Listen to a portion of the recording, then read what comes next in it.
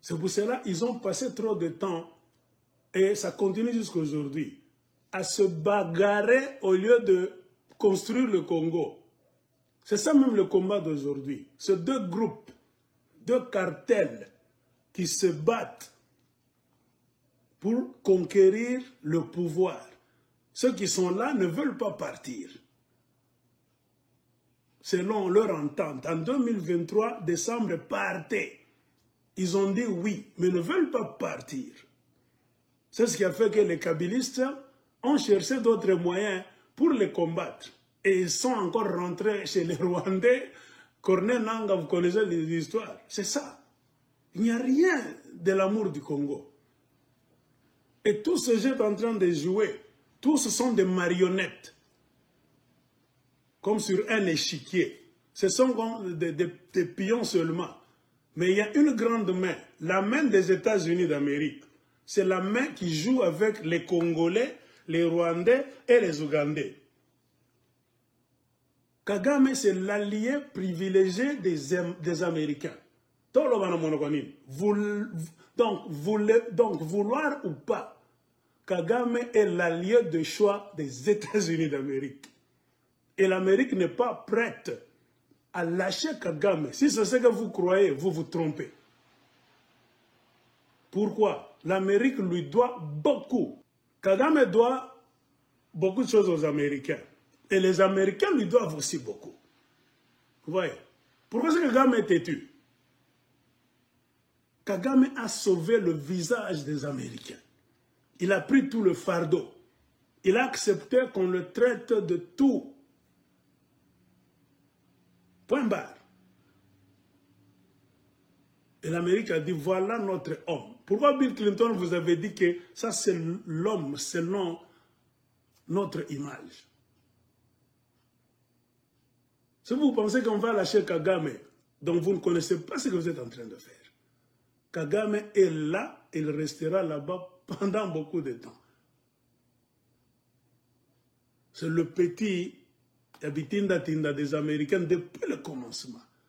Il connaît beaucoup de secrets des Américains. Ils ne peuvent pas le lâcher comme ça. Kagame sait sur quel bouton appuyer. Il y aura un grand désordre.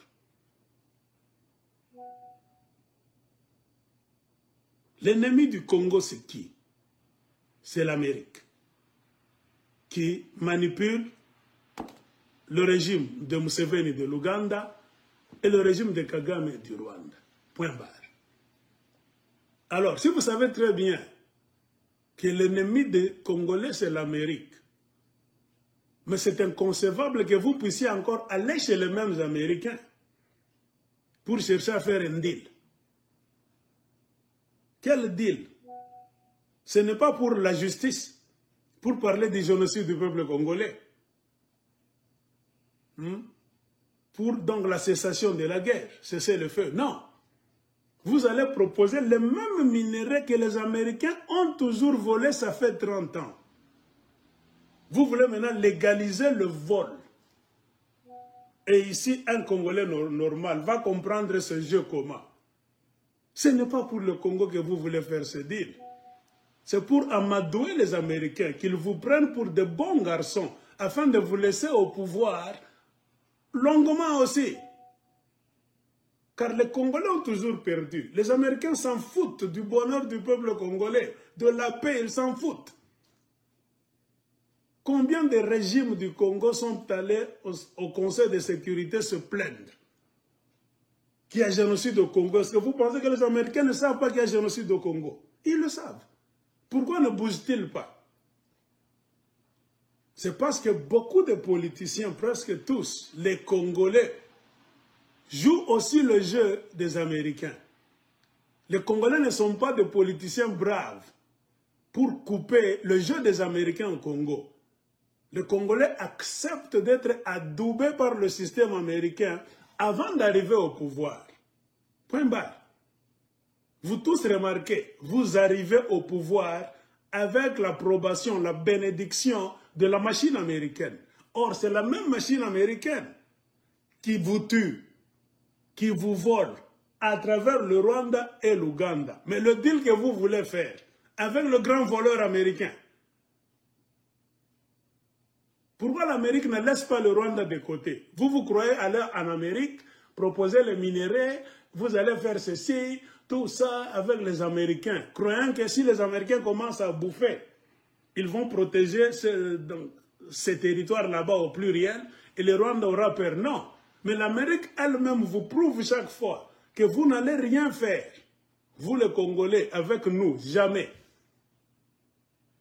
L'Amérique prend toujours le Rwanda dans sa mallette. L'Amérique veut toujours se cacher. Non, c'est l'accord entre le Rwanda et le Congo. Qui entraîne les militaires rwandais? C'est le Pentagone. Dans le cadre de l'Africom, African Command. Le M23, c'est quoi? Ce sont les militaires rwandais dans un système de mercenariat. C'est le système que tout le monde applique. Que les Congolais, vous avez compris avec un grand retard. Que Laurent Désiré Kabila avait compris. Car il était dans l'Est. Il savait que aux côtés, ou bien à côté de l'armée régulière nationale, il faut qu'il y ait des mercenaires de ce pays-là. C'est le jeu que tout le monde joue. Pourquoi? Car les mercenaires, on va les utiliser et on continuera toujours à nier. Nous ne sommes pas au Congo. Les M23, ce ne sont pas des Rwandais. Mais tout le monde sait que ce sont des Rwandais dans les grands bureaux des États-Unis d'Amérique. Oui. Mais c'est le secret de Polichinelle. Museveni a ses mercenaires. Adef Nalou. Kagame a ses mercenaires.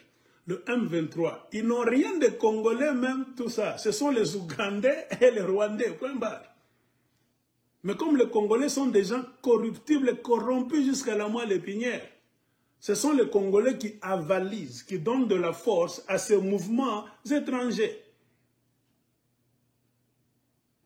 Aujourd'hui, un autre Congolais, Corneille Nangaa, est allé lui-même, les pieds et les mains liés comme ça, chez le même mercenaire rwandais, Tutsi M23. Alors, les gens comme le Corneille Nangaa, c'est ceux qui donnent de la valeur à ce mouvement, que c'est la guerre entre Congolais, ce sont des rebelles. Non, ce ne sont pas des rebelles. Ce sont des mercenaires. Le grand problème au Congo, on a des politiciens les plus corrompus de la planète Terre, qui, s'il est en train de manger, il est capable de vendre même le pays. C'est ça Joseph Kabila et Corneille Nangaa.